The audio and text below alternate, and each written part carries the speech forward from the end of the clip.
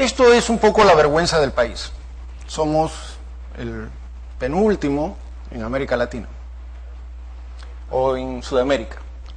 Y por lo tanto, uno puede decir por qué somos una vergüenza, a pesar de la cantidad de ingenieros electricistas, de tantas universidades y de tanto dinero gastado. Probablemente haya una serie de explicaciones. Hasta la mitad del siglo pasado no teníamos una ley de electricidad. En la década del 50 se hizo por primera vez la ley de concesiones, en el cual hubo inversión privada fundamentalmente en los mercados más interesantes del país.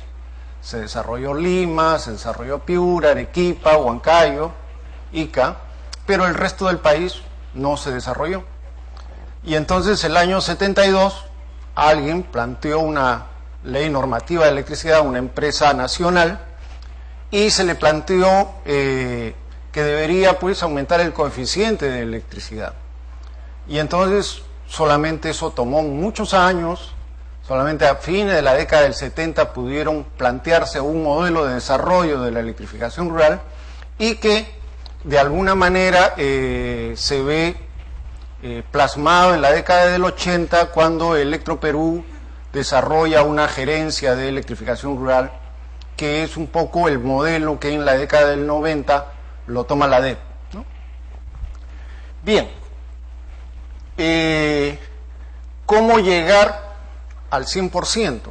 Es uno de los problemas. Entonces uno puede decir, bueno, pues que esperen, ¿no? Probablemente, o si no se formalizan, si no tienen título de propiedad, no les doy electricidad, pues, ¿no? Pero estamos un poco negándonos los peruanos, pidiéndonos formalización.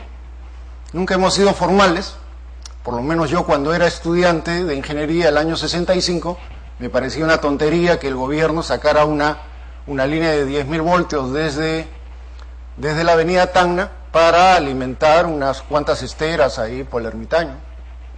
Pero hoy día dicen que es la zona más avanzada del país, dicen que es el mercado más importante, donde están las... Entonces todo esto pues no es simplemente una cosa, como dicen, una buena voluntad del gobierno, es simplemente tener una visión de desarrollo del país. Bien, entonces todo análisis de política que se hace del país plantea que lo primero es que hay que universalizar la energía.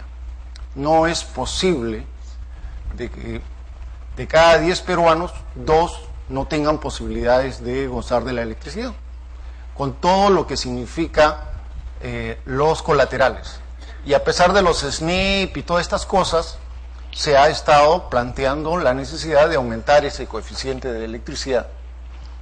Bien, el problema está que cada vez los que hay que alimentar están más alejados y consumen menos.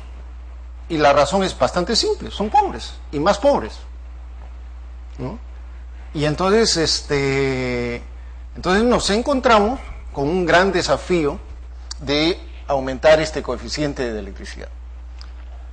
Evidentemente que el año 92 se nos ocurrió como país que el modelo anterior no funcionaba y que por lo tanto deberíamos entrar a un proceso de privatización.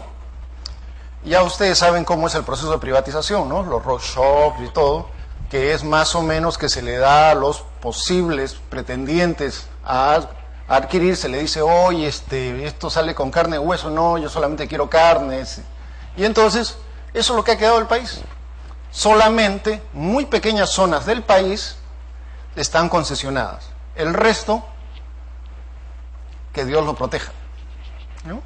O que el Estado vea cómo puede aumentar eso.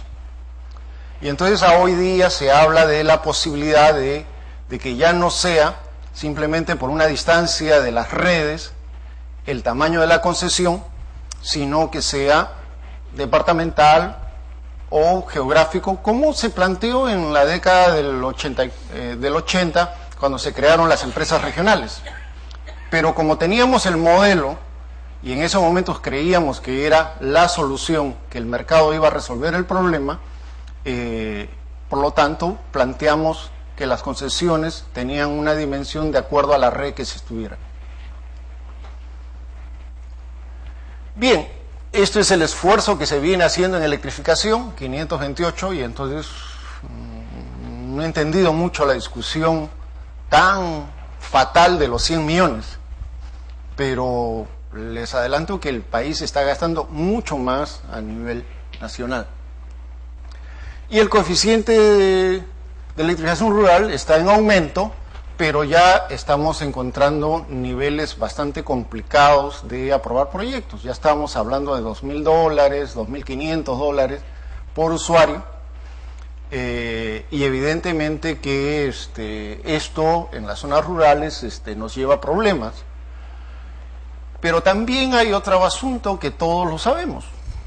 Buena parte de los que vivimos en Lima o nos creemos limeños es porque nuestros padres han sido gente que vino de la sierra a vivir en Lima y por lo tanto ha ocupado la ciudad. Y entonces cada año las empresas hacen un análisis de cuánto les falta conectar, sobre todo las distribuidoras en Lima, y siempre dicen 100.000 usuarios.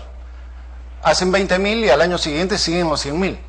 O sea, es atractivo venir a la ciudad porque hay servicios. Bien, viendo toda esta necesidad se ha planteado, ¿por qué no ver un esfuerzo de electrificar todo el país? ¿Por qué no plantearse hacer todos los estudios, dimensionar cuánto es lo que faltan, qué cosa es posible hacer? Y evidentemente que vamos a tener desde las zonas aisladas, que vamos a usar sistemas fotovoltaicos, hasta lugares rurales, y como tenemos los problemas acá en Lima, que la gente al ver que hay una electrificación en la zona de Ventanilla, entonces ya está invadiendo los humedales y ya hay cantidad de gente que está pidiendo electricidad en lugares que de alguna manera tienen una protección natural.